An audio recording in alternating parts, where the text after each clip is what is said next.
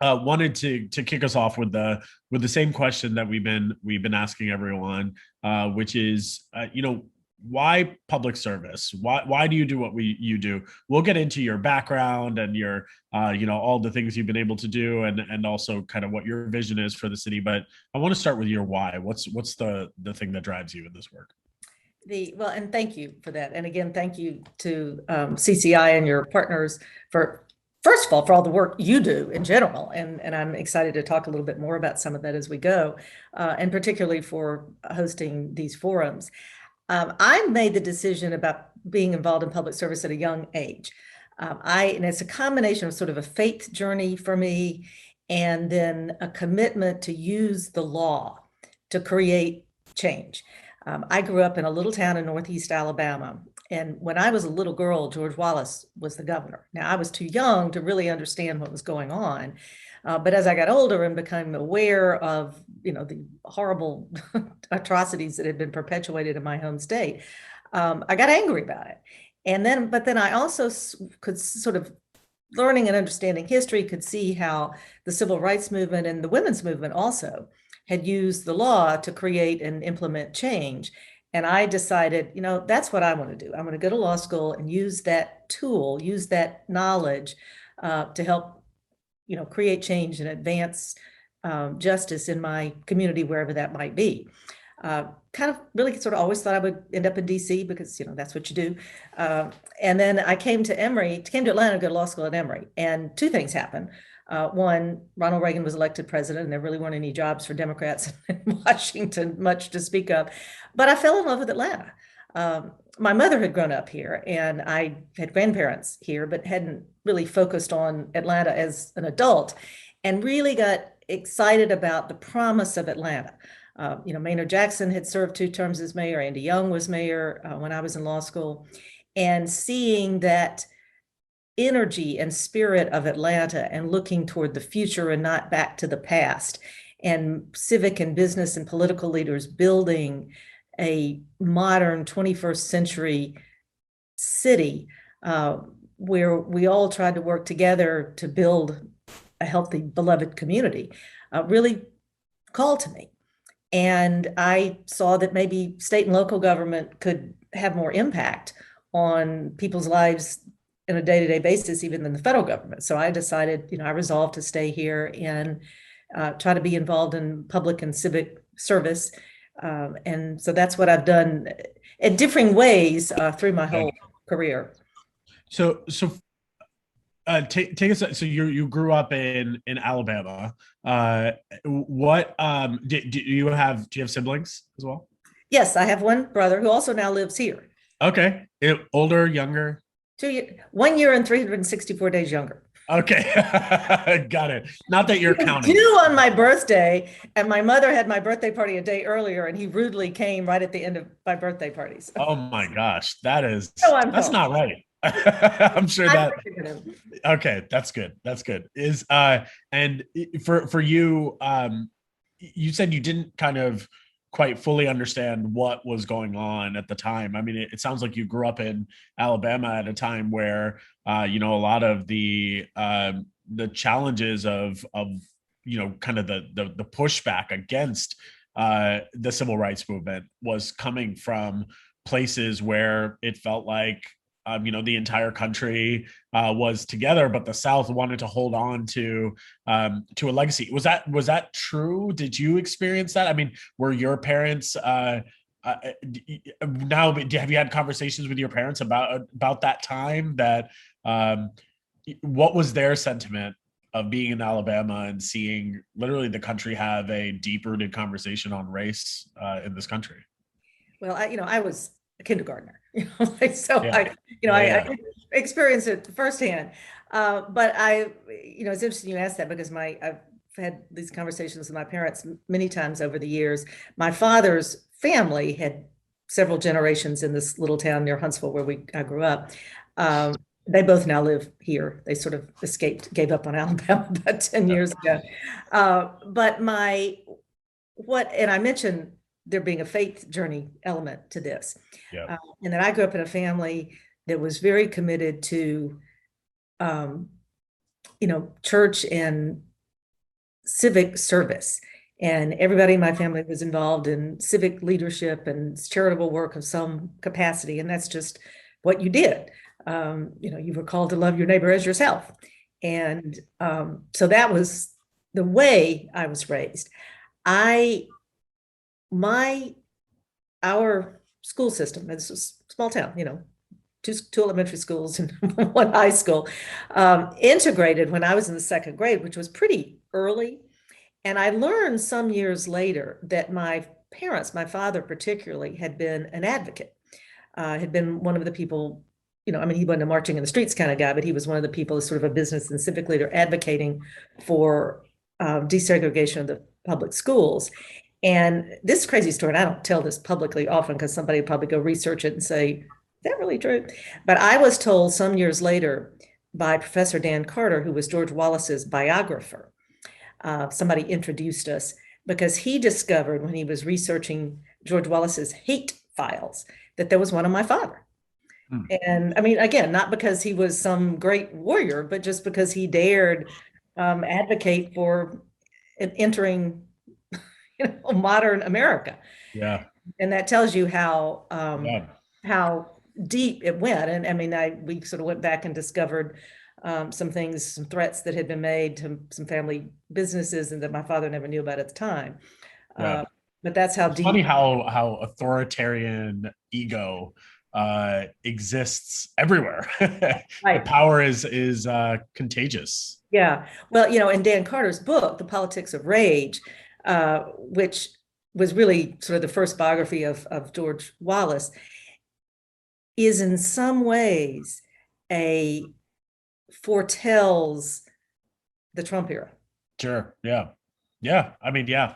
There's a lot that has happened even just in recent history that tells you that this has been brewing for a long time. This is not, and it's partially things that never went away. So tell me a little bit about your father. Want to know a little bit about him as a man, and then as what figure he was in your life. It sounds like he definitely was influential to you and your upbringing. Still is. In fact, he turns 89 today. Amazing. Congratulations. That's an amazing milestone. Yeah. That. Well, his mother lived 103. There you go. All right, cool. You're going to live to 265. Yeah, that's why this is sort of early mid-career choice for me. Yeah. Exactly. I love it. Yeah. But yeah, he's got a pacemaker, but otherwise, very healthy, fit with it. My mother is 86 and has dementia, so she's not as so different place. But yes, my father, particularly his parents, were always, as I said, just engaged in civic leadership, and it's just what you did.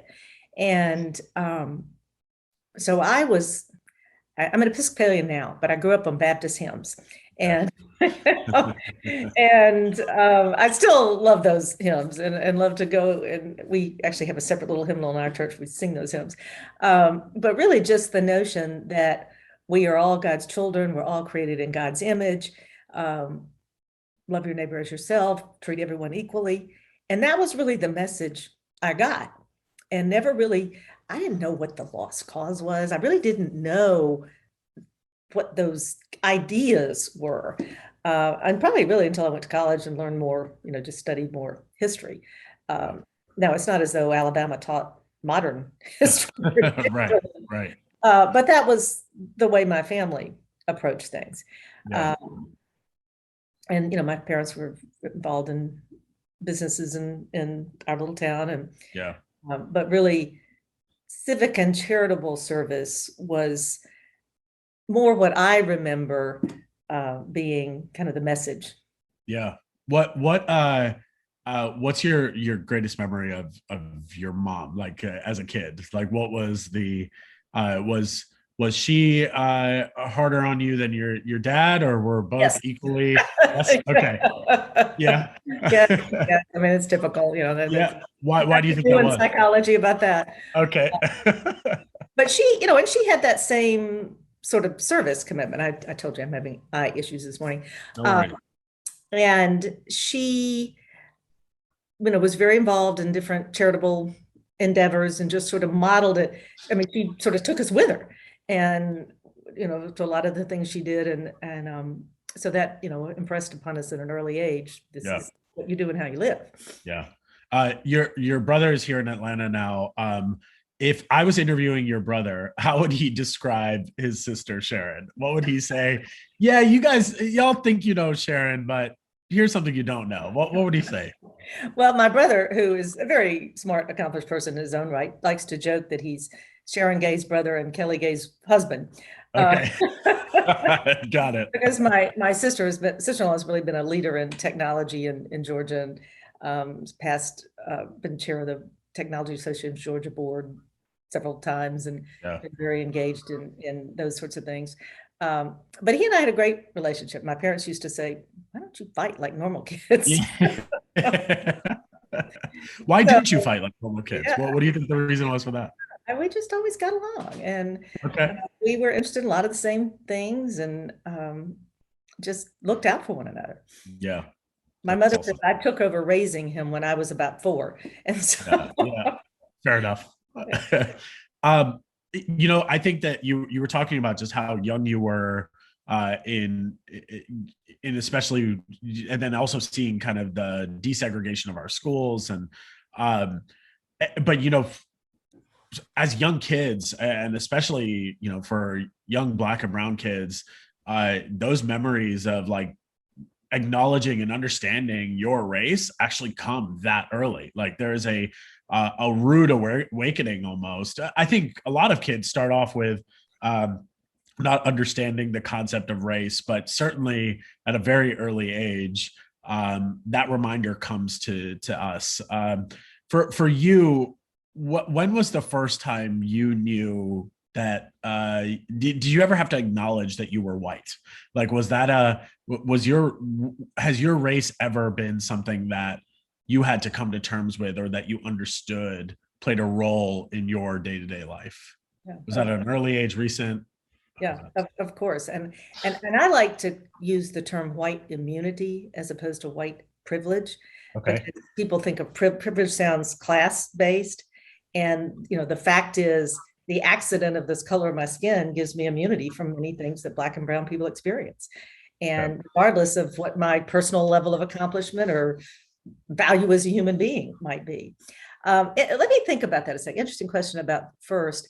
Again, going back to my story of my small town, there was and I just have the vaguest memory of this, but I remember that there was the Black school. There was a school that all the Black kids went to. And what my parents told me about desegregation is that wasn't a very good school. And so the kids who went to that school were going to come to our school, period. That's all I remember hearing about. And then I would hear little rumblings from some of my classmates who had been told by their parents, because that's how you learn this stuff, that there was something bad about this idea of those kids coming to our school. But I think I had some good teachers who handled it well, and handled it with just grace and professionalism. It was probably not until I was in high school, and Black classmates started running for things, running for city council, trying out for cheerleader, that I became more conscious that there were different judgments perhaps being made about them. Now, again, being a small town, everybody knew everybody. And I think that probably made a little bit of difference. But it was really in high school I began to be aware, I think more so, that those kids needed more protection from people like me, to make sure that they were being treated fairly, to make sure they weren't being bullied. Same way with LGBT classmates. I mean, small town Alabama in the 70s, you didn't come out. And so, but you knew. But if you're Black, you don't have there's no coming out. Right. You're there. Yeah. And I, and again, I don't want to overstate my virtues, but I just sort of decided, or just sort of, whatever way I'd been raised, to try to help protect those kids where I could and help create paths. Yeah. I mean, I think that this is part of the like, the challenge in particularly Atlanta, which is the way you were describing schools pre desegregation, right? Like, so the way you were describing segregated schools, like this is the good school and that's the bad school. uh Today, that is exactly the same type of descriptions that are used to describe schools with dominantly Black student bases and dominantly white student bases. One is a good school and another is a bad school. And so there's no question that race is an undercurrent in the way that our city is set up, even in what was and may not remain a majority Black city. That race is going to play a huge role. And I think when people are thinking about the role of mayor, there's a cognizance that folks are looking for around, does this person understand the experience of what is going to make up at least 50% of the population that you would be in service with? And so there has been, I think, a long legacy, therefore, of Black mayors that have been in this city. When someone would say, if someone were to say to you, how do we know that you have a good enough understanding of race to be able to deal with its complexity in a city like Atlanta? Where do you think your experience or your understanding of that falls? And that's about the most sophisticated way anybody's ever asked me that question. Okay. Usually it's just much more blunt. It's the tie. Yeah, that's it. That's it. Right, just brought a whole new level of conversation, and the dual glass. Yeah. Right. Well, and that's really that issue, that frame of questions is what I thought about the longest in terms of making the decision to run for mayor. And we can get more into what was initially motivating me. And it was really about the things in your opening: the extreme income inequality, lack of income mobility, the fact that we've been that way for a long time and we're not making progress. We're just sort of bumping along. I didn't see a vision. I didn't see a strategy around how do we do at scale where we've done some little examples of making progress. And felt like that I had, what I'd done my whole career is help businesses and civic groups and neighborhoods and different elements of our city work together to solve problems, and that's what we needed now. But to go back to the beginning of your question, it has been important that the mayor of Atlanta be Black. It was important to me. It was, as I said earlier, it was one of the things that drew me to Atlanta or caused me to choose to stay here, was the dynamic energy of those great mayors and what that meant for our city. And, so I understand that, I respect that. But what I would say to people who are, everybody pays attention to that, I mean, I'm not playing any games about it, is I've been here 42 years. I've studied our history. I understand our history. I've lived a good bit of our history. And I share those progressive, inclusive values. I too believe in the beloved community. I've, not to get too terribly political, but I've sort of toiled in the vineyards for Democratic candidates and Black elected officials for decades, and have always sought through reason, but also through faith, to understand the differences in my path and the path even the most privileged person of color experiences. And what I would do if I were elected mayor is, be a mayor for all of Atlanta. I guess, but how would you do that in a way that, what role will race play in your administration? Like, what role would your attention to race play in your administration? Well, I think, even before our recent experiences of the last few years in this country and in Atlanta, it's always a factor in Atlanta. And in part because of our history, in part because of our makeup, whether it's majority Black or sort of trending more toward 50-50, it's our presence in the South. And so it's always an element to everything that we do or talk about in Atlanta. And that's not a judgment, it's a fact.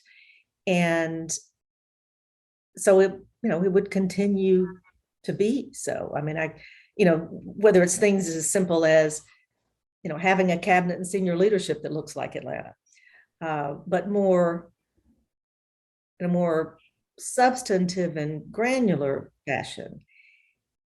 My primary motivating reason, we can get to crime at some point if you want, that's sort of become the ascendant issue, is a motivation to try to do something about this long-running income inequality and lack of opportunity.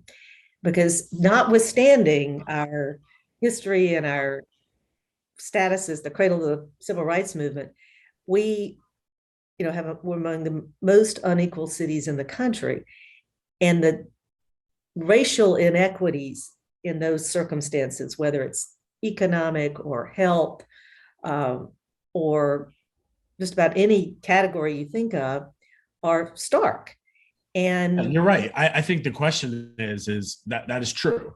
There's no question whether those issues bend on race or not. I think the question is if you're mayor, how do you ensure that the way that we address those issues, not just acknowledge race, but actually embed it directly into the solutions that we are doing? Like, how would you do something like that? How would you, and even if you want to take a policy area and think about the disproportionality of race and explain to us like how you would push either policy or vision around that with a clearly embedded understanding of race, what would that look like for you?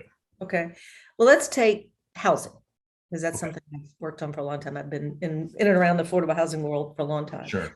And we could spend the whole hour and a half just on housing. Yep. But let me try to take a couple of quick examples. We've got a combination of the income disparity, which makes it harder on average for a Black person or family to afford decent, safe housing that's near jobs and transit and good schools. And so as you're formulating the city's role in our affordable housing initiative, if you will, because the city doesn't have to do it all, but the city has to be an active player at the table and has tools, Atlanta Housing Authority being one, has tools it can and should be using.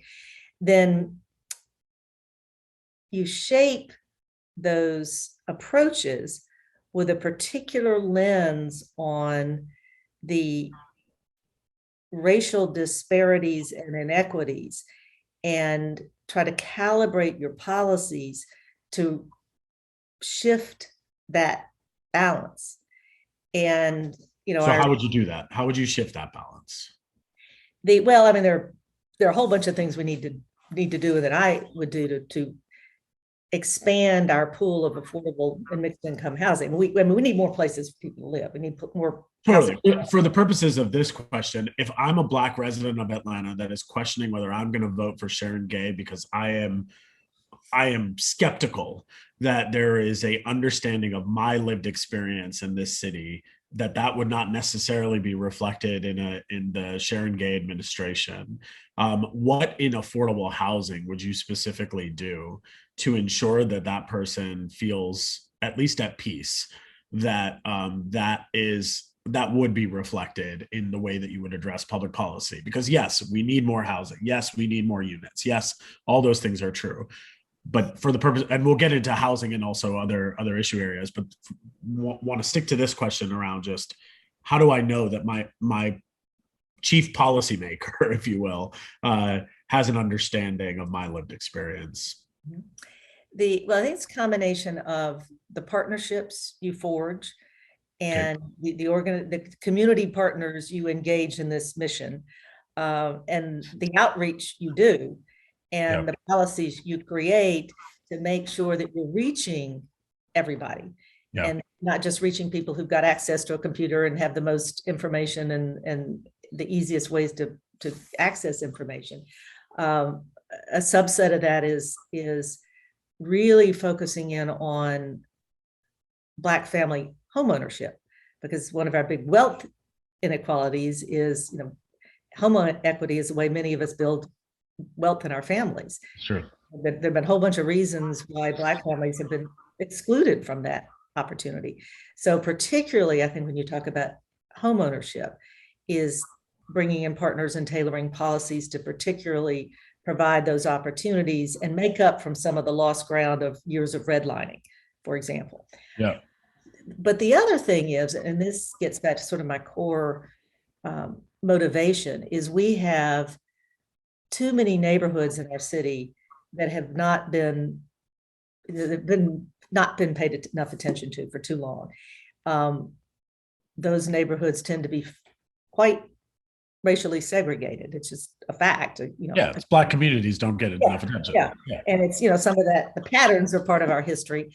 But what I really want to focus on is making those communities healthier places. Because a lot of these neighborhoods, there's a lot of housing. Some of it's vacant. It's not always in good shape. But what you do, you focus on making the community healthier. And then by bringing in, and this cannot be top down. This has to be place-based. You go in, you engage with the community leaders that are already there. You help bring in community quarterbacks and partners to help shore up their activities and help, work with them to figure out what their neighborhoods need, and then mobilize not only the resources of the government, but the private sector, the philanthropic sector, the faith community, or universities, because we've got a lot of resources in Atlanta. But you bring those resources to bear to lift up those neighborhoods, because then as the neighborhoods are healthier, they're more desirable place, and some of that's public infrastructure investment. As the neighborhoods are healthier, they're more desirable places to live, and the schools are more stable also. Yeah. That's not something that my neighborhood of Inman Park needs. Sure. Yeah. But it is something that too many of our neighborhoods need. That makes sense. I want to go back to you. You talked about, getting a law degree and realizing that, Atlanta was a place where, local government and local government, state government, these are places where we can make high levels of influence. What was your first gig in government? What was the first time that you actually moved over to the public sector? And non-lawyers may not see this as a gig in government, but okay. I had the opportunity after I was out of law school to clerk for Judge Horace Ward, who's federal district judge, happened to be the first Black judge appointed to the bench in the Deep South. Jimmy Carter appointed him when he was president. And he had, been, and so that was a great experience. For lawyer wonky types, clerking for a federal judge is whether you're going to be a litigator or not, is a great experience. Because you get to see the best courtrooms, the best judges, the best lawyers, the best lawyering. But what was particularly valuable to me about working with Judge Ward is he had been on the forefront on the legal side of the civil rights movement, and particularly school desegregation in Georgia. He attempted to, enter the University of Georgia Law School and was denied admission. Yeah. And, his lawyer happened to be Thurgood Marshall. Yeah. So he really helped me see the sort of how you temper justice with empathy, because he had, here he is, a federal judge who's come from a different place than his fellow judges on the bench, and really watching him and how he approached criminal cases and how he approached balancing the power of the prosecutors, the federal government, U.S. attorneys, because they had all the power, with the rights of defendants, so that you could try to get the fairest and most just outcome possible. Yeah. And that was a great learning experience for me. I then, was in private practice for a few years, trying to find my way into how you work on policy. Went to work in the state attorney general's office. Under which administration? Well, it was Mike Bowers when he was a Democrat. Got it. Okay. Got it. Which I remind him of. Yeah.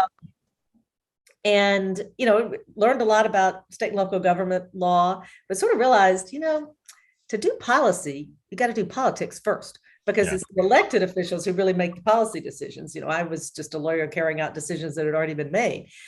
So I started trying to figure out how one does that, because I hadn't grown up in a political family at all. Yeah. And then I, figured out, we got to work with somebody who wins. Yeah. And I think I applied in Mayor Jackson's third term. I think I even applied for a job in his office, but didn't get there. Yeah.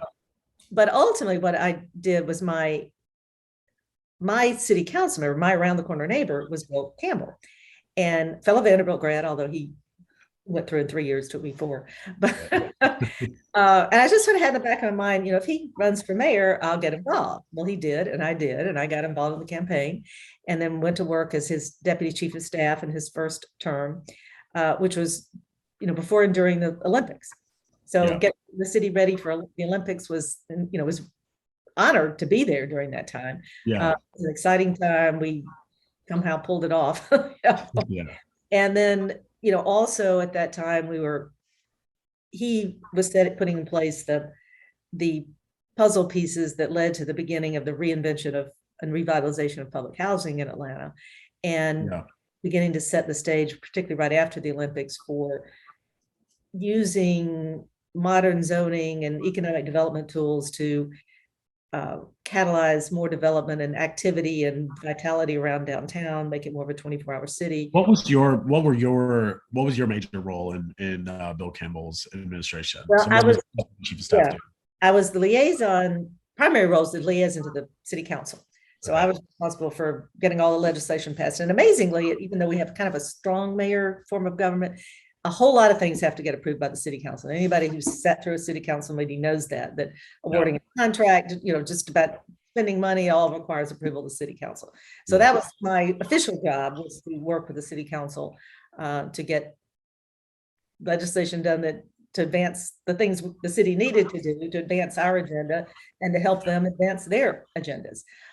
I also sort of became almost an unofficial deputy chief operating officer, because there's so much relationship between the legislative process and the operations process. So I sort of described my job as sort of like a utility infielder. My job was to run around and try to catch the ball before it hit the ground. Like, it's falling now, and then it hits. Is there like a Bill Campbell's administration is one that has kind of a recurring theme that we're seeing in a number of administrations, which is the role and the power of mayor sometimes gets a little out of hand, and I think that I think there is a checks and balance system that is supposed to exist, which is you have the mayor and then you have a city council that is supposed to at least be a counterweight to a strong mayor system. Did you find that was the case among city council and the mayor, or were there just backroom deals that were made and kind of the public saw what they saw? Does the public actually, is it as, you've been behind the scenes, you've been behind the curtain. And I've talked to folks who are on council now who give different interpretations of it. But as someone who's been in there, and obviously we can't speak to this council because you weren't there during this council, but when you were there, what is the temperament between the mayor and the city council? How does that usually work? Well, let me address your specific question about the Campbell administration first. To be clear, I was there in the first term. I left 2 months into the second term because I was recruited by the Metro Chamber of Commerce to run their government affairs shop. So I was gone several years before any of the illegal activity occurred. I didn't know anything about it. To this day, we don't really know anything, but wasn't around when that happened. So I can't really speak to the tenor of the relationship between the mayor and the council at that point. When I was there, we were all, pushing toward this goal of getting the city ready for the Olympics. And while there might have been disagreements about how one might do this or that element of it, there was a common goal that, there was an eye on the prize element to it. But I try to work in a very collaborative fashion. And I came in not really knowing any of the council members. I happened to have known Lee Morris, who had just gotten elected just through the legal world. but really didn't know any of them. So I really set out to figure out what their interests were, what they cared about, what their districts were like, what was important to them.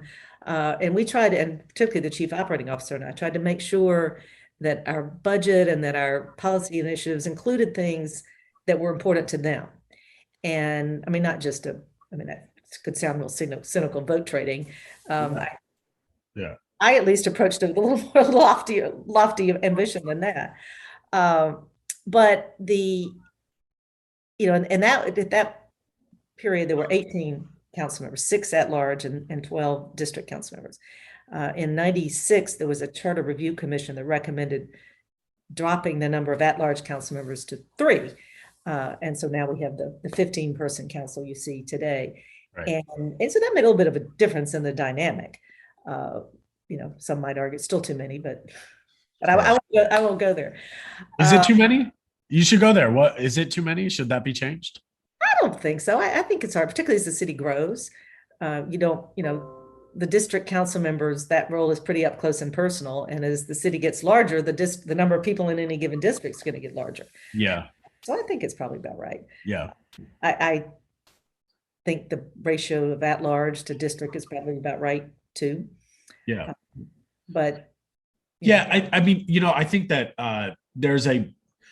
if you are mayor, the relationship that you have with council is going to matter. I think that we have seen when that doesn't work out. We've seen when there is alignment between the mayor and the city council, how that looks. We've seen where there's absolute misalignment. And I think that for many years, the appearance has been that there's a lot of decisions that are made behind the scenes, and then the public gets to see, that the council is voting unanimously in alignment with the mayor, or there's a clear split.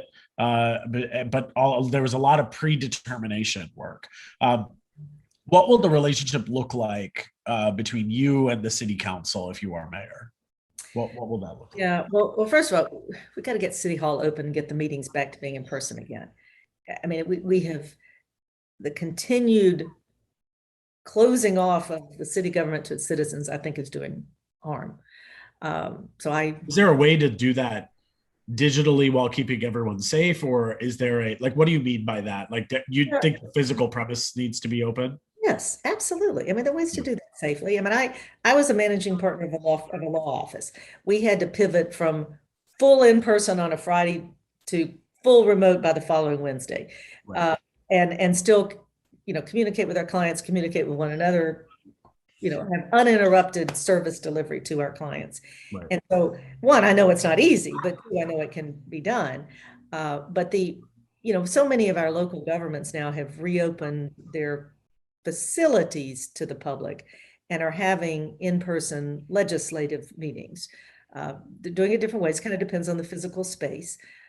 And while I certainly respect our mayor's efforts to keep us safe, I think it is past time to strike a better balance between access to the building and access to public meetings. I think. Who do you think is missing out on that? Like, who's not getting access to their elected officials that was before, or access to the information, or who do you think is getting hit hardest by that being the case? Because on one hand, because it's become virtual and because it's become digital, we're also seeing, in some cases, record numbers of participation in hearings and meetings and NPU meetings, for example. It's interesting to see the dynamics. Now, there are some people who are being left out of it for sure, but I just want to get a sense of who you think is. Yeah, I was about to say, some version of keeping a virtual option probably is in our future, just like most other organizations.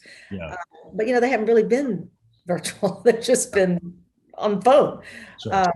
Yeah. So, and I've had this conversation with a number of NPU leaders about, has Zoom been a good thing or a bad thing for NPUs? And on the one hand, you do get more participation, which is a good thing. Yeah. And because you got to have broadband and a computer and all those things that it takes to do meetings like this. Yeah. But I believe that sort of that informal interaction you get in in-person meetings, and then that more natural kind of back and forth, and really seeing who wants to speak rather than hoping somebody can get the little chat function and the hand raise at the right time. Sure. And more have the meetings more accessible for people, to actually engage with one another. And, I may want to go talk to 3 people who are at a meeting about the same issue that I am, and collaborate with them, which is very hard to do virtually. But the other thing is just the building itself. I mean, for people who need a permit, for people who want to pay a water bill, for people who want to go speak to someone, go show, I spent a lot of time in the zoning and planning world, and just being able to go sit down with a planner and roll out your plans on the table and work through issues, it saves weeks of time and hours of aggravation. And those are things that the best virtual working can't really fully. Gotcha. So go back to your relationship with council. What will that look like?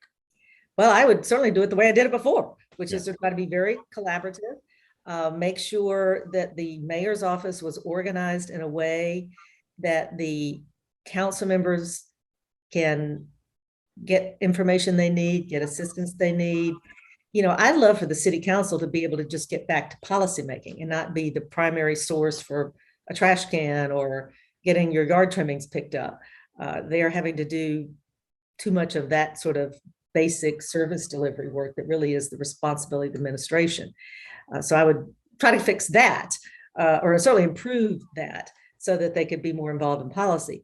I may not have this ratio exactly right, but I'd say probably about 80% of the things that the administration presents to the city council are pretty straightforward.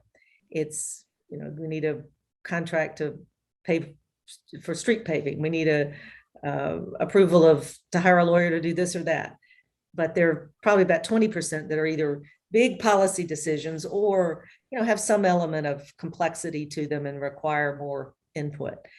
And I'm very interested in organizing the operations of the executive branch to improve that access and responsiveness, not only to and with city council members, but with the citizenry at large. And some, which is one of the reasons I've been very interested and excited about the MPU work you've been doing. And we can get to that whenever you like. Because a lot of some things I've been saying is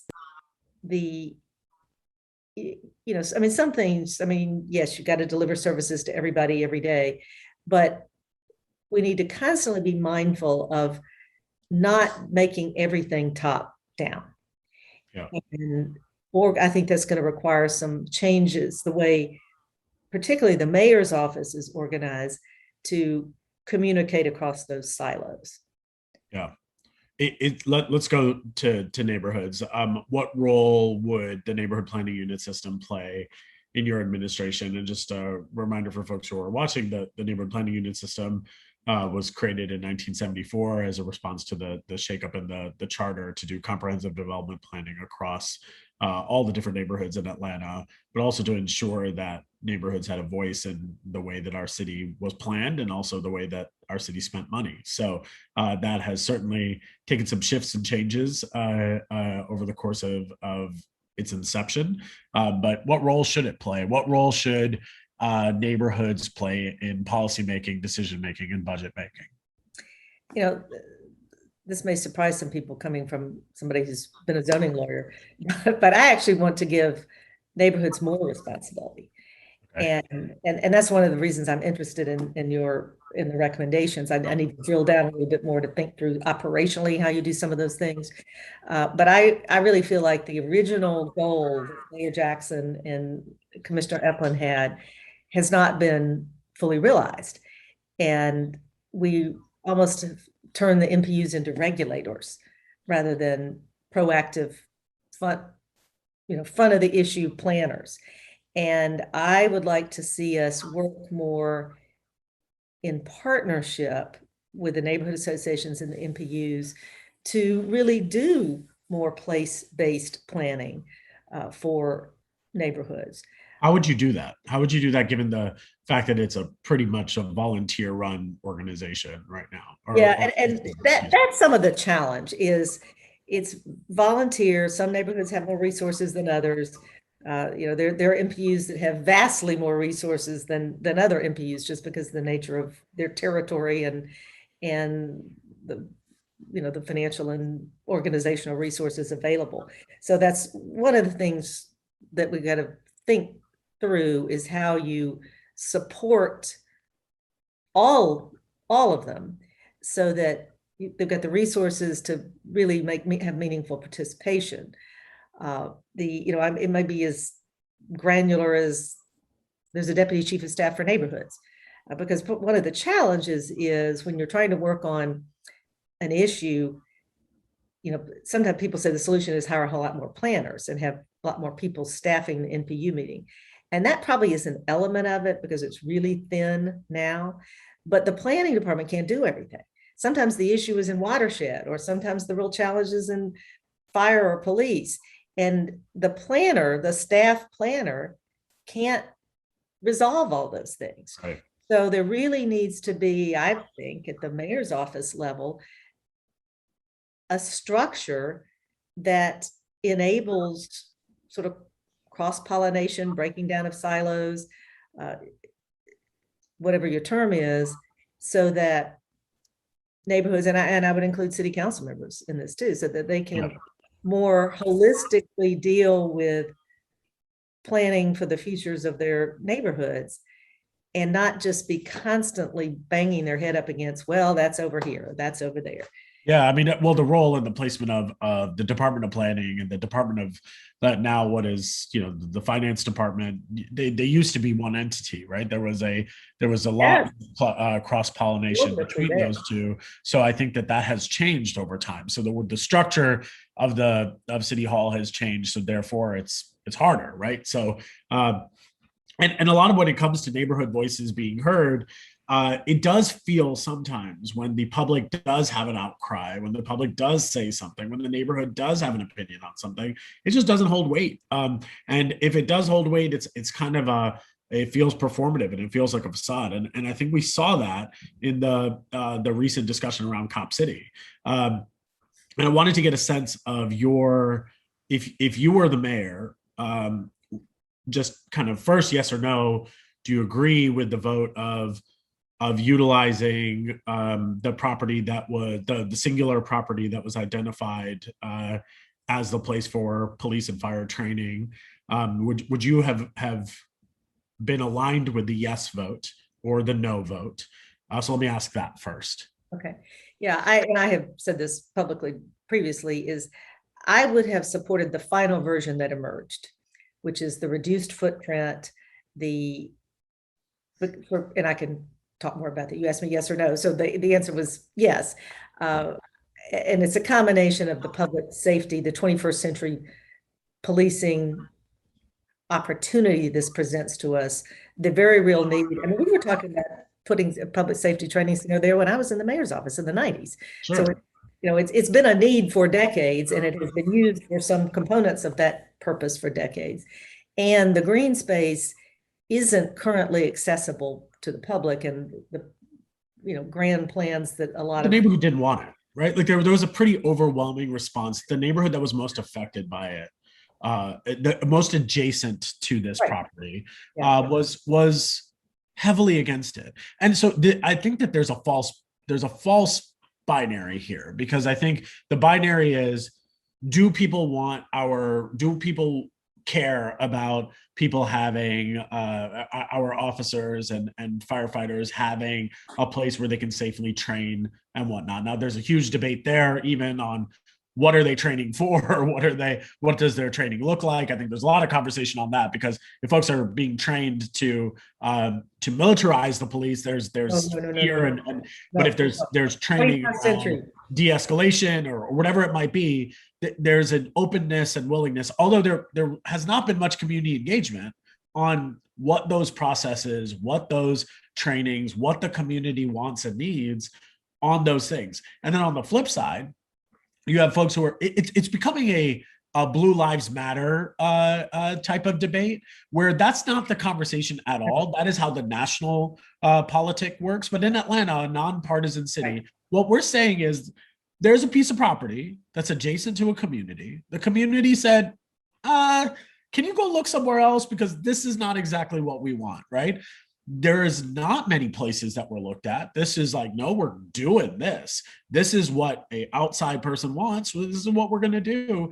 And then when it came to getting public input, when we talk about the accessibility of council members and the accessibility of the mayor's office, you can see the limitations in and of itself on how the public input was actually brought in.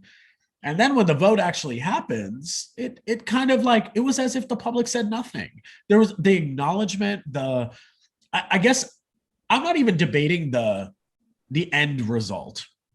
I'm debating the process, which has always been my problem with the way that this city makes decisions, which is that the process is always leaving out the voices of the community. And it also makes civic engagement a performative process as opposed to a one that is mandated for how we actually operate at work. So there's very little trust that any mayor or any council member who's going to come in is actually going to listen to the community. Why should they trust you, Sharon? Why should folks trust you to actually make that their voice would actually be heard, especially now that you're saying at the end of the day, I would vote yes on it, even though the public said I don't want it. Should there have been a delay? Yeah, I mean, well, nobody should trust me because I say so. Wait and see what I do. Oh, that's fair. But I want to make something clear. I'm a private citizen. I have no information about how this decision got made. I have no input into how it was rolled out. I really have very little understanding of how it was rolled out until there became a public outcry about it. I was briefed by the Atlanta Police Foundation within the last month or so. So I wasn't there.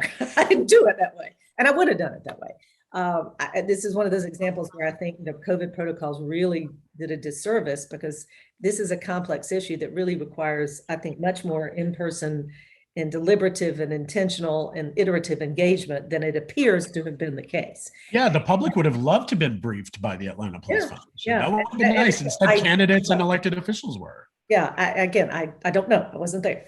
But certainly the way I would undertake any big idea like this is a much more intentional and early community engagement than appears to have been the case here.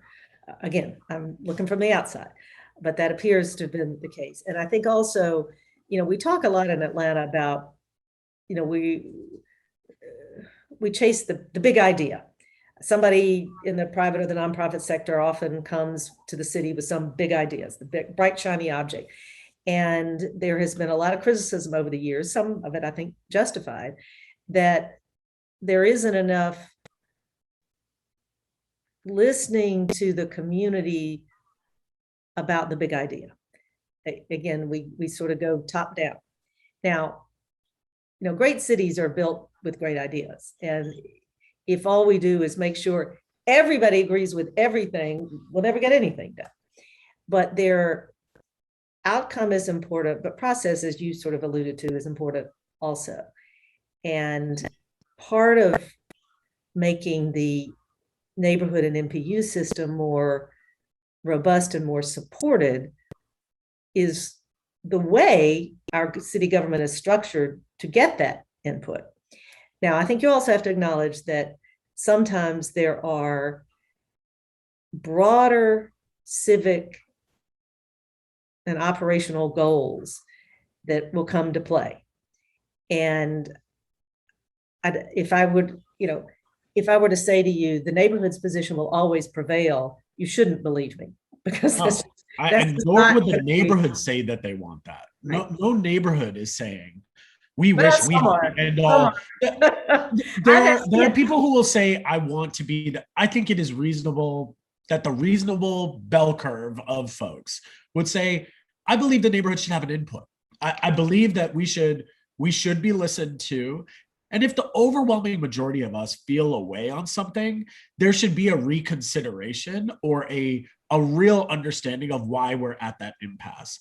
And I think that the explanation around the impasse is slightly patronizing to not by you, but the just the explanation that has been given by the public has been slightly patronizing to the ability for the public to be able to walk and chew gum. Like there is not, it has, that binary of either this or that did not come from the community. That binary came from the fact that we had one property that was being considered and discussed for the purposes of police training facilities upon the basis that there was deterioration of these actual facilities and we need better ones and we need new ones while the public is going through the greatest global pandemic and crisis of our lifetimes.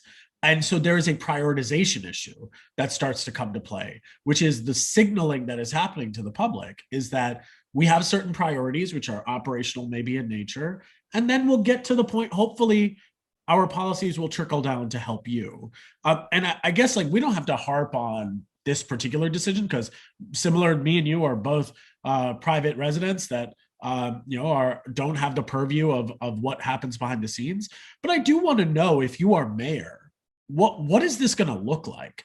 Is this going to be, because if it's going to be the same old same, then we got to move on. Like, but if you have a different approach, a different way that you could make processes like this transparent, or can make it so that public at least feels that our voice has been heard, I'd love to hear what that vision is from you, because that would maybe give me more confidence that it would change in the future. Well, I mean, that's what I've been trying to say. Obviously, I'm not saying very effectively, is that I want the neighborhood input and planning process to be more substantive, more robust, more comprehensive, and not just stick stuff on an agenda and let people react. That's going to take more resources in terms of support for neighborhoods and NPUs, and it may take different levels of resources in different neighborhoods. It's also going to take some increased responsibility on the part of the people running those organizations, because when you're being asked to engage more, it requires a different level of engagement, commitment, and those are, both of those things are necessary. But I really want to organize the executive branch so that it is more better. Yeah.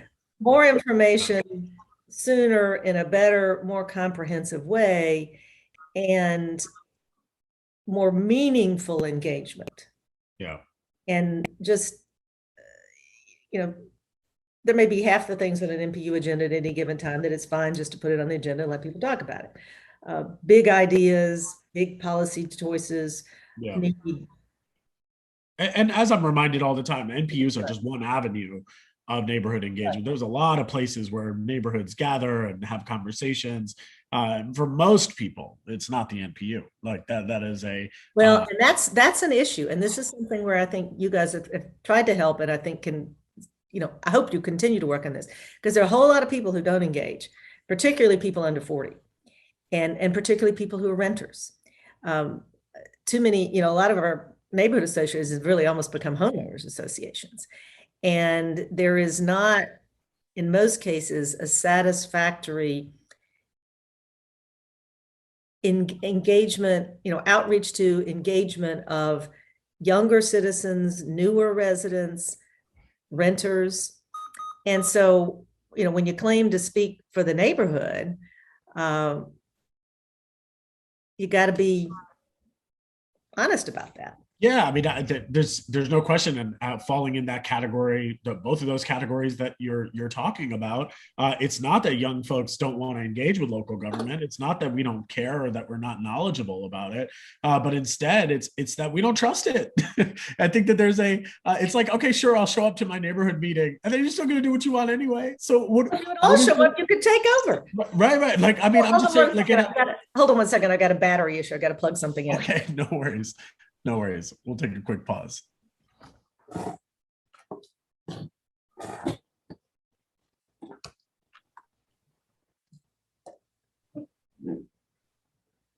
I think Got to get you plugged in. Yeah. All right. Let's see. All right.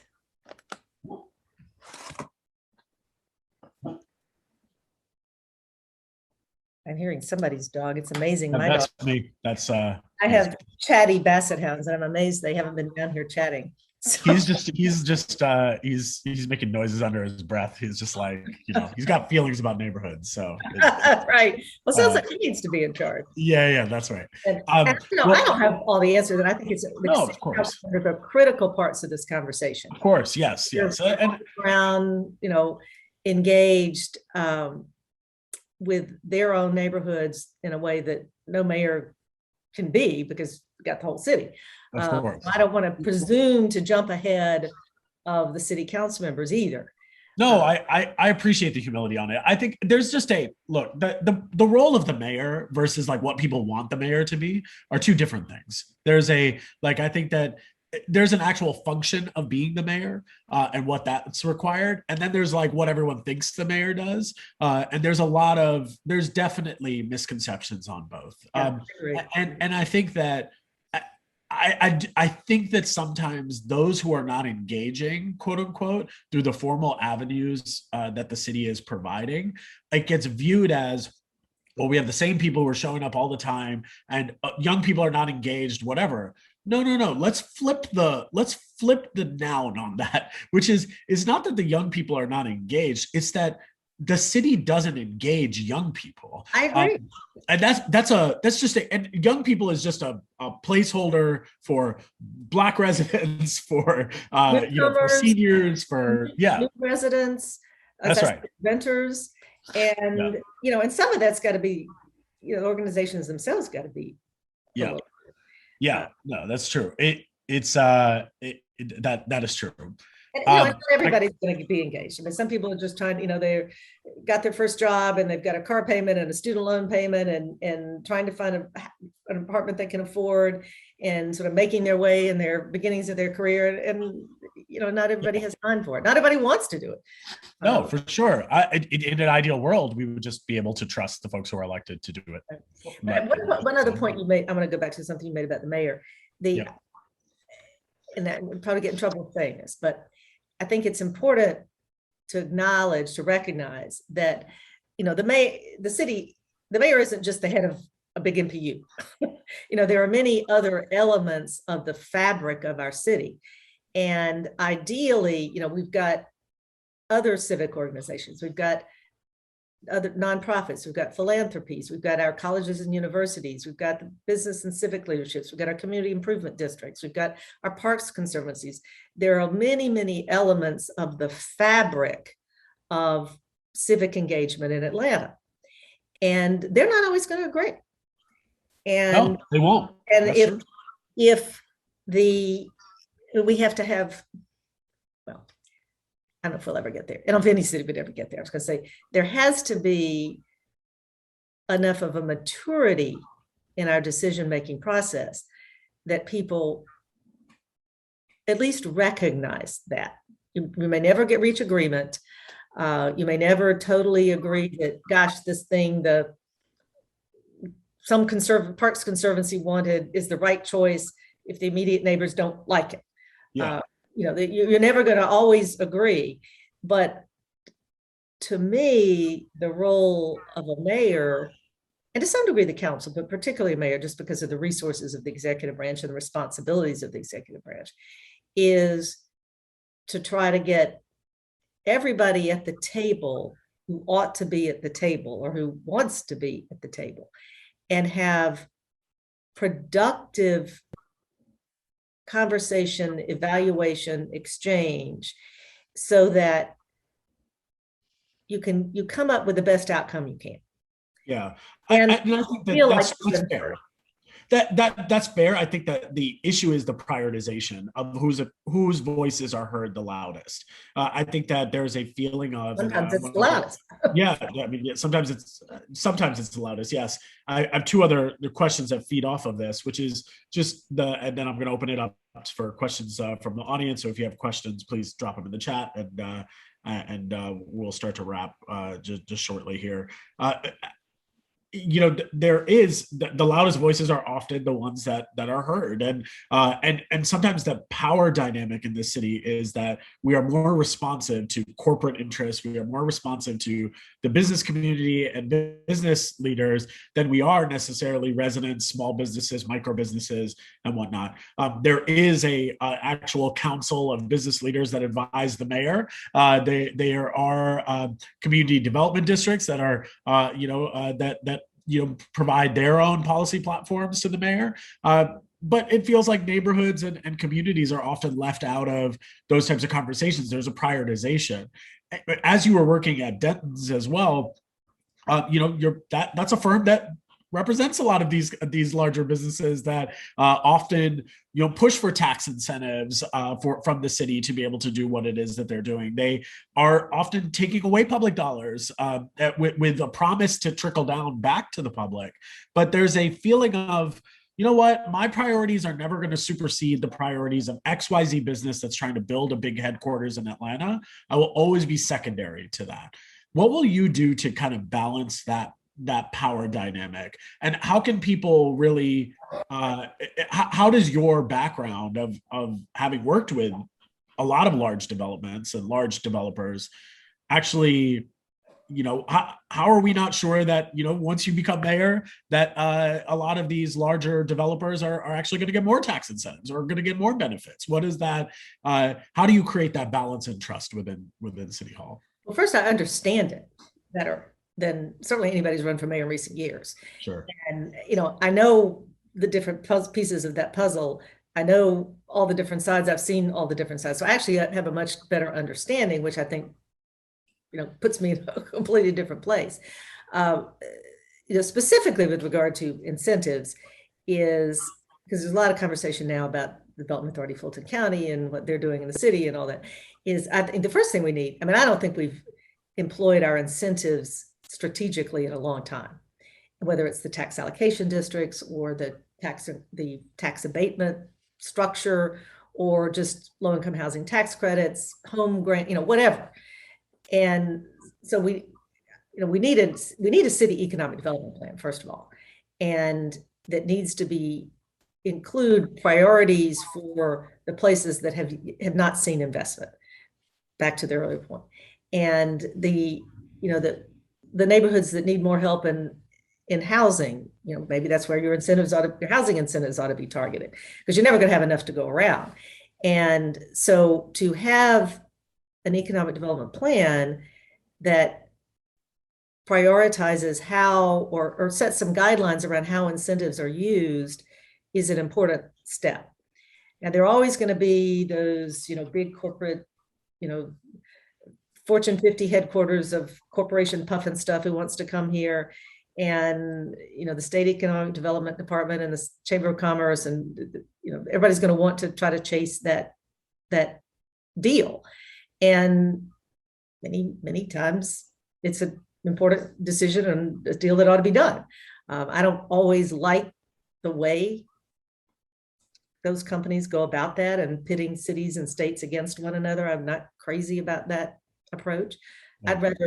I'd rather create a healthy environment in which to do business and create a welcoming, healthy, thriving city, and people want to locate here because of our infrastructure, because of our diverse, well-educated workforce, because the city works, because we pick up the trash, because we have functioning city services.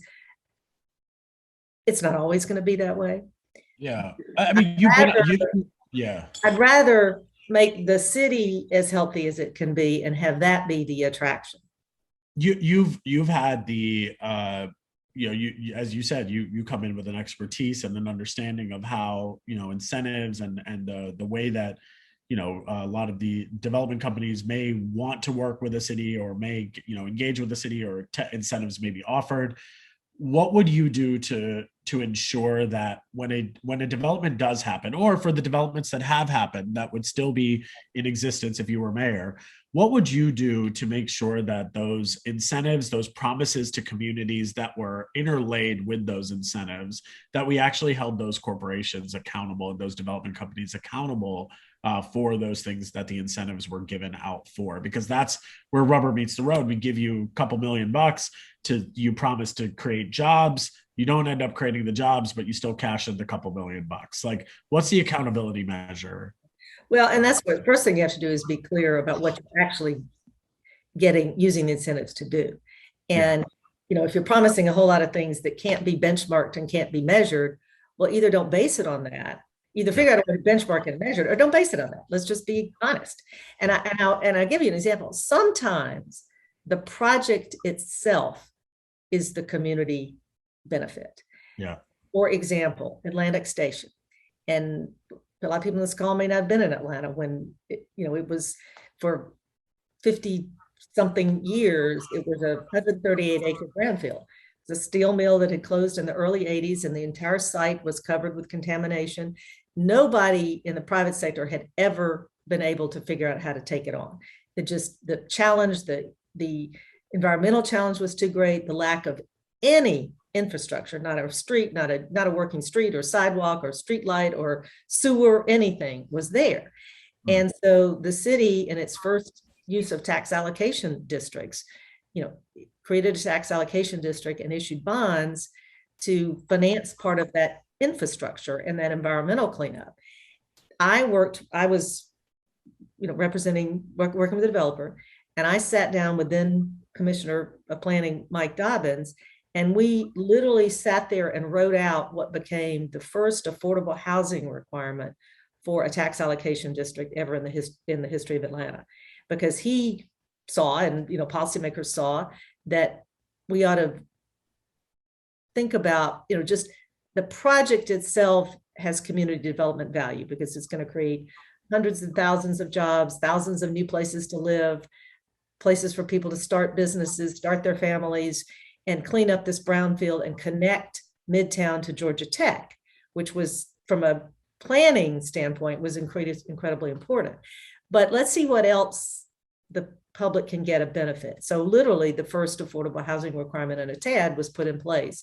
And then the developer used a combination of the TAD funds and low-income housing tax credits to get, affordable housing at different levels. Yeah. The city needed a fire station in that area of the city. So the second series of bonds paid for a fire station. And that was a public benefit beyond just the benefit to the project. But those were things that were quantifiable and deliverable. Right. And like I said, let's be honest about what's quantifiable and deliverable. Another thing that has often been used in these, particularly in the TAD, tax allocation district projects, is certainly minority business participation in the construction itself, but also a jobs training and placement element. And because that's only as good as the city's workforce development programs are. Sure. But implement community outreach to either the surrounding community or the city at large, and have the contractors work with the city to provide job training and placement opportunities. Yeah, I mean, the food for thought here is just instead of looking at just programs and outputs as like, we want to reach 1,000 people who are going to go through a training, or we're going to have we're going to make sure that at least 20% of the businesses are Black. There's an opportunity instead to actually create wealth building metrics inside of the incentive contracts themselves, because at the end of the day, incentive goes, someone made some money through that process. And then with the trickle down is always, we're going to do a program that will maybe help you make some money, or we're going to maybe include you in this thing. It's a output metric that doesn't really hold us to the outcome, which is to build wealth in that community, or to build prosperity, or to increase livability. I think there's the necessity for metrics that go beyond just the how many people showed up to a class kind of thing, which is where I think a lot of these development deals often get it wrong. I want to. Yeah, and I agree with you, because the city isn't a good partner in that either. And that's I mean, if I'm a developer and I know the city isn't good at monitoring its incentives, I'm going to take as much incentive as I want. Of course, that's the game. Like that's it's not like we have a not just monitoring, it's implementing it in the first place. Sure. Yeah. Either way, it's opening up the floodgates for that type of corruption or that type of unethical exchange between the public and the private sector. Last question from me, and then we have a couple that came in online, and then we'll let you go about your day. I know you got a long day today. So I haven't used the C word yet. I didn't want to talk about crime and isolation because the reason I spent this entire time not talking about that and going right into this is because crime is not a singular thing. It is an oftentimes systematic and systemic, excuse me, and it is the consequence of a lot of ignored things. So I want to get a sense of, every mayoral candidate right now is like, I'm going to make Atlanta safe. I'm going to do this and I'm going to do that. And the response is always around policing. That's what they're going to do around policing. What is your response to those who might feel so let me ask this question, actually. Is Atlanta safe right now? And then what is your plan to address either the concerns of safety or the qualms of safety? How are you going to approach that in your administration? Well, first of all, thank you for not making it the first thing you ask. Right. I'm tired of only being asked about public safety or crime, and as though it is a singular thing, because I've been saying exactly what you just said, which is it is a systemic issue, and there's short-term things we need to do, but they're the longer-term things of, again, getting back to building healthier, stronger neighborhoods. Because, criminals aren't born, they're made. Nobody raises their hand in kindergarten and says, I'd like to be a carjacker. Choices get made because of a lack of other opportunity. And when you grow up in a household where family's struggling to make ends meet, parent may be working 3 jobs, your local school isn't very healthy, you don't have good after school programs, you don't have access to fresh food, you don't have good role models because everybody else is scrambling and struggling too. And you're 16 and you see that other people have stuff you don't have, and you make bad choices. And you're never going to completely fix it, but you don't police your way out of crime. There are, and I'll flip back around to the question you asked, which is right now we do have, in Atlanta, like other big cities in the country, crime has been going down pretty steadily for about 30 years. It's not 8 years ago or 12 years ago, but it's been going down pretty steadily for about 30 years. And sociologists have done a lot of analysis about that. And, you can do a separate segment on that for 2 days. Yeah. There is a good bit of analysis that tells us that there's no particular correlation between the number of police officers you have and the crime rate at any given time. It's more a matter of how you deploy those resources rather than how many you have. So I don't run around saying, I'm going to hire 700, 800, 1,000, whatever, because one, you can't do that overnight. I do think we ought to fill the vacancies we have, in part because we are a little short, and because it's a morale issue for the ones who are still there to see this steady attrition.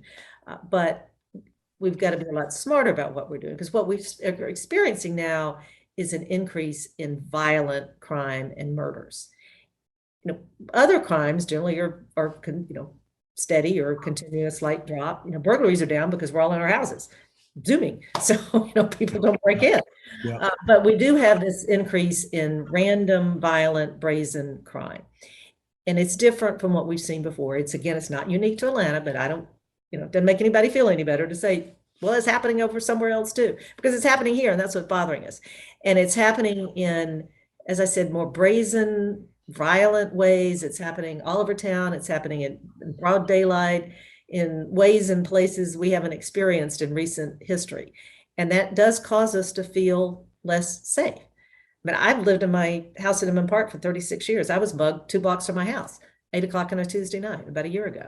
That had never happened to me before, even when Inman Park was a lot edgier than it is now.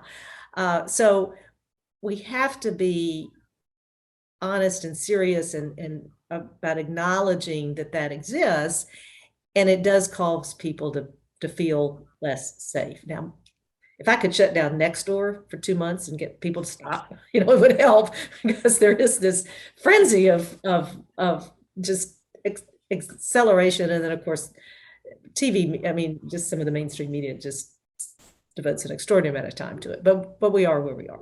So there are immediate things you need to do to address that. One is, we do need to support the police. We need to be, as a mayor and as a lawyer, I understand the importance of due process, and I would absolutely make that commitment to the officers. But we need to be clear about what we want the police to do, and get to a point where we don't ask them to do things that are really really better done by mental health professionals or social service professionals. And then, so let's focus on what we do want the police to do, and then recruit the right people, give them the right training, give them the right equipment, and hold them accountable for that performance. And that 21st Century Police Training Center can be a critical part of that. Because it's not a question of whether you're tough or soft. It's a question of whether you're dumb or smart. And we've got to do smart 21st century policing, because at the same time that we've got to deal with this immediate problem, we are in a moment in this city and in the country of racial reckoning and social justice, and the real pain people in our community have felt over these police, murders by police officers here and elsewhere. And we cannot do the same kinds of things we did 4 or 8 years ago. So at the same time we're addressing these immediate issues, we've got to also pivot to modern 21st century strategies, 21st century training. Implicit bias is not a little 2-hour course on your computer. It's an essential element of core value of the way you operate. De-escalation isn't an afternoon course. It's a core element of how you operate. And needs to become part of the evaluation. The old saying, we measure what we treasure. As part of evaluation of officers, you measure those things, those modern techniques that we want our police to have. Sure. There are a couple of other sort of immediate things. One is we've got to do a much better job of partnering with the county and with the state and federal government is needed to fix all the little things in the system that have been exacerbated by COVID and the courts being shut. Would you keep the detention center open? I would, at least for now, because for a couple of reasons. One, the Fulton County Jail is so overcrowded that it's inhumane, and we have a moral obligation to house people humanely. Two, because the courts are so backed up, if you close the city jail now, you lose that resource as a way to enforce city ordinances. Because one of our current issues is problem properties, properties that are not following, their code violations, whether it's alcohol or other code violations. And it's where people are gathering and, crimes and violent crimes are happening. And we've got to the laws are generally on the books, but what does that have to do with the detention center? Well, because if you don't have a city jail and you need to hold people for violations of city ordinances, there's no place to put them. Is that the best way to deal with a violation of a city ordinance, is to lock them up? Well, it depends, but you need it as a resource. If somebody violates the building code or the nuisance codes over and over and over again, we have put slumlords in jail for 20 days, 30 days, whatever. And I'd hate to not have that tool. Sure. I'm not talking about people who are. No, I think this is the I'm talking about code violators. Yeah, no, for sure. I think there's just this is where we won't have time to get into it, but there's just the actual role of policing and the role that jails and prisons have played in our society as a mechanism. I mean, we saw this during the Olympics. The whole reason that detention center was created in the first place was to put folks who don't belong necessarily in a detention center to be in that detention center. There's a misuse sometimes of power when you have. That's no question. That's no question. Yeah. And we've made progress as a city, and we're making progress as a society, and we need to keep doing it. That's why I say you can't stop together. I mean, I was with you on 21st century policing, smart versus dumb policing. I was with you until we get to the point of, okay, so therefore we need more facilities to lock folks up. It sounds like we just need. That's not what I said. No, I'm not saying that's what you said. I'm saying the detention center itself is a very, I think, it calls to question whether we need more facilities to house people who are in violation of some sort of law, or whether we need an actual reform in the way that we are, like, who we are putting into jail versus who we are not. It does seem like we're over policing quite a bit. Well, we're a lot better than we used to be.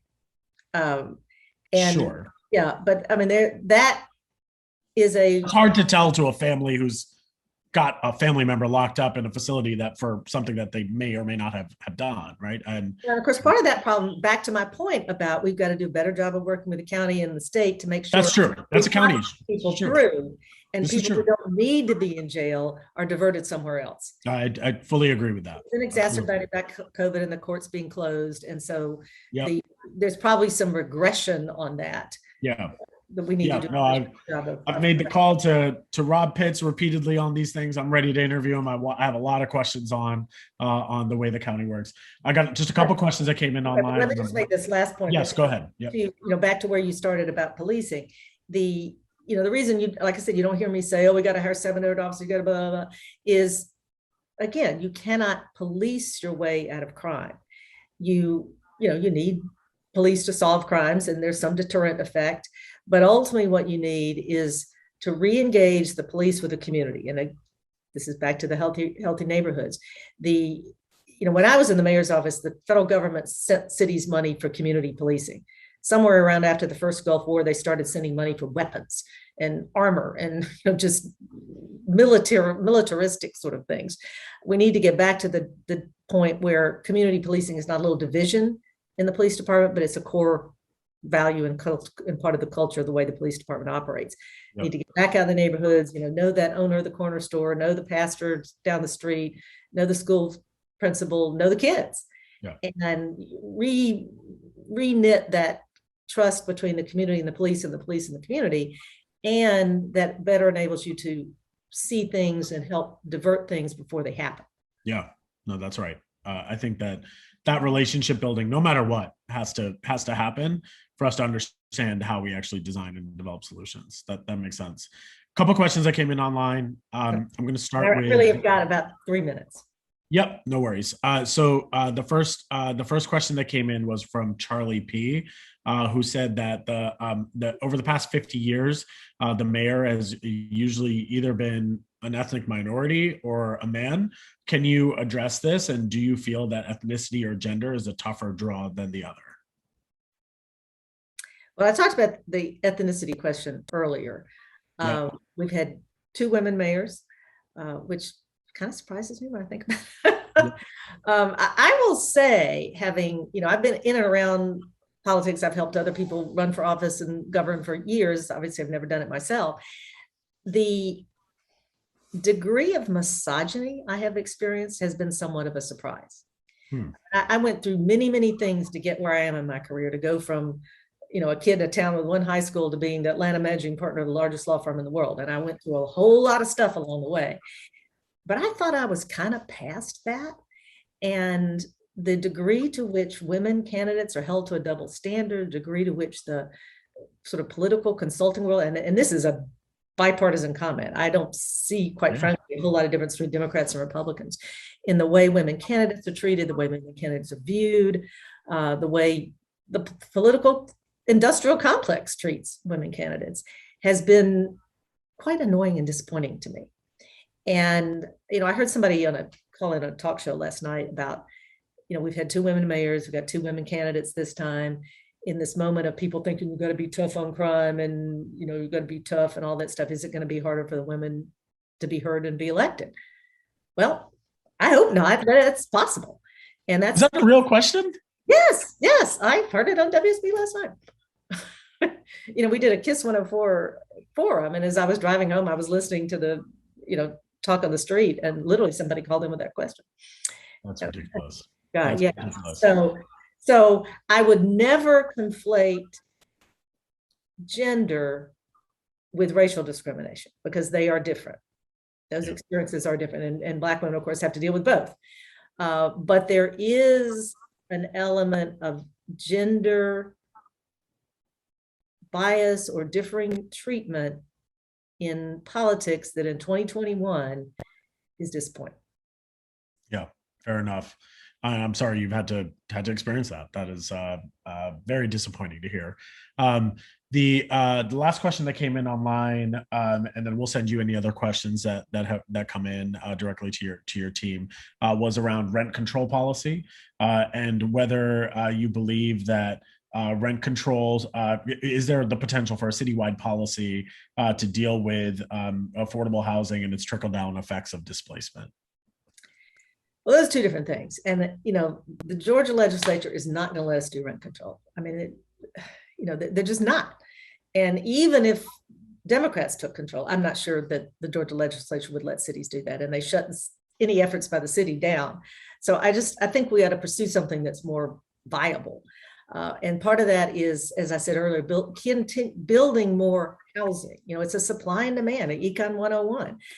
If we have more housing, including housing at all price points, because there have been studies that have shown, and particularly this was an analysis done in Buckhead, is that there wasn't enough higher end housing. So the people who could afford more, particularly in the rental market, would snap up the rental properties that were available. And then the people who had less income flexibility, there wasn't anything left for them. So we need to keep building more housing and be, use the tools the city has, particularly the fact that the Atlanta Housing Authority hasn't built a new unit of housing in 12 years is astounding to me. Yeah. That's where you get the deeply affordable units. The market can't deliver deeply affordable units. Nonprofits can do some of that, but the Atlanta Housing Authority is the 10-ton gorilla that ought to be actively in the game, producing that housing.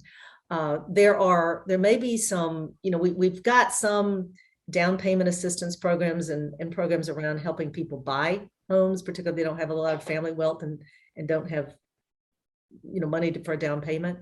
There may be some ways we can look at rental as well. Yeah. I don't have that answer, but I think that's a question. Is the study you were referencing, does that have anything to do with kind of the Buckhead forming its own city? Was that is that? Well, I don't know. It's an interesting question. It predates it by several years. Buckhead CID decided to look at housing affordability and income housing affordability mismatch in Buckhead, because part of the traffic challenge in Buckhead is that so many people who work there, retail, restaurant, hospitality, can't afford to live there. Yeah. And Sandy Springs is similar. And so they took a look at what do we need, and this was probably 2-3 years ago. And as I said, somewhat to their surprise, one of the conclusions of the study is we need more luxury housing also. We need more workforce housing affordable to people who are in that sort of 50 to 80% of area median income, but we also need more luxury housing to take the pressure off the demand for those other units. You do have in that the recent ad that you had, and someone had brought this up online as well, is just kind of just showing the transformation of Perry homes to the kind of just the juxtaposition with the West Highlands. And that there was someone online who was saying that they felt that was kind of that has racial undertones. Like there's like a transforming from one to another. How do we address what you just said while understanding that gentrification has had this like very it has played a role and a tool of displacing a ton of folks, but also like creating this false juxtaposition between Perry homes and the West Highlands? That's a 2-hour conversation, and we're not going to get into the 2 minutes I have available. I didn't dream up the Atlanta Housing Authority revitalization. Renee Glover, I consider one of the most visionary leaders of Atlanta in the last 25 years, and her team, came up with that vision. I helped execute. That's what I do. I come up with the grand visions. I help execute. And the choice to replace aged, decrepit, neglected public housing with mixed income, mixed use communities was discussed and debated for years. And I believed in that work. I didn't think of it, but I helped execute on it. And I believe in that work, and I believe it was beneficial to our city and to the people who live there in many, many, many ways. Yeah. But we do have a conversation in Atlanta, but I would describe it as rapid gentrification. I think people mean a lot of different things when they use that word, and I'm careful to say, what do you mean exactly? Because nobody wants their neighborhood to decline in value. Nobody wants their neighborhood to get worse. Nobody wants their house to be worth less. The challenge we have is really a challenge of abundance. It's when we have a lot of particularly public investment, Beltline being an example, West Side Park being another example, where you do major public investment, that's going to increase property values. And so what is incumbent upon the city and our philanthropic and nonprofit and civic partners is to do our best to plan for those impacts in a way that doesn't change the price points and therefore often the character of the neighborhood so rapidly that it's jarring and possibly leads to displacement. Now, a whole lot of transition in and out of distressed neighborhoods too, because people's incomes are so low they can't afford the rents that are there now. So a neighborhood like Grove Park turns over substantially before there were any investments there. One of the fundamental challenges for our city, particularly as population is growing, we're getting new exciting employers, is how do we do that growth in a sustainable, equitable fashion? Yeah. I'll leave you with that. Yeah, no, thank you, Sharon. You've been very generous with your time, and I hope this gave an opportunity to have a little bit more of a nuanced conversation than some zingers here and there. We appreciate it. 30 seconds to answer. Yeah. That's right. If you could just close us with, just where people can find out more information about you and your campaign, and if you have a message to young women who are looking at you and saying, I'm hearing that it would be tough to run for office, but Sharon's doing it. Maybe that's in my future. It would be great for folks to hear that as a message of why it's important. For something. Yes, absolutely. And again, thank you to you and your team and the partners for putting this together. Yes, to find out more about me, it's go to SharonGayForMayor.com. And yes, young women, get involved, get engaged, run for something. That's literally a book. It's an organization. Run for something, because there's been a lot of analysis that the character of organizations begin to change. Whether this was a study of a state legislature, but I think it applies in private sector too, when about 30% of the leadership is female. It takes about a third to begin to change the character of something. That's been the case for city council for a long time. It's been a lot harder for chief executive roles. Obviously, we've never had a woman governor. We've never had a woman lieutenant governor. And I was complaining a bit, but I'm also doing it. So yes, get in the game. Get in the arena. Yeah, for sure.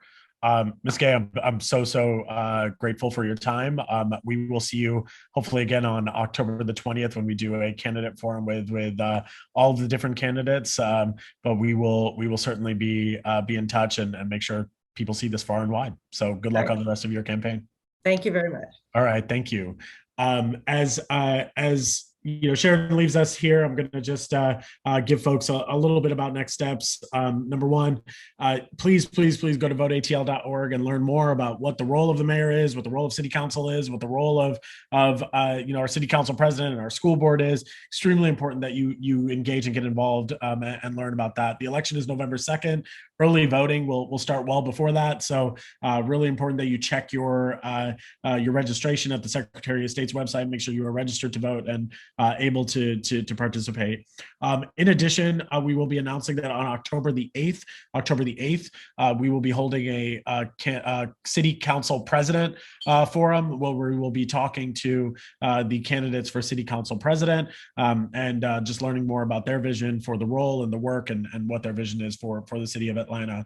We have just about wrapped up the majority of our candidate conversations with with mayoral candidates. We got a few folks who still haven't gotten back to us. We are looking at you. We are reaching out to you. We'll give you one more chance to say if you want to be involved, to talk to the people between now and Friday. Otherwise, we will move on without y'all. But for those who have participated, thank you. Check those out. And we will see you again very, very soon. We got about 2 more candidates that we're going to be interviewing. We will do those via Zoom, and more information will be coming out with that very, very shortly. Thanks for all that you do, and I hope you have a wonderful rest of your morning.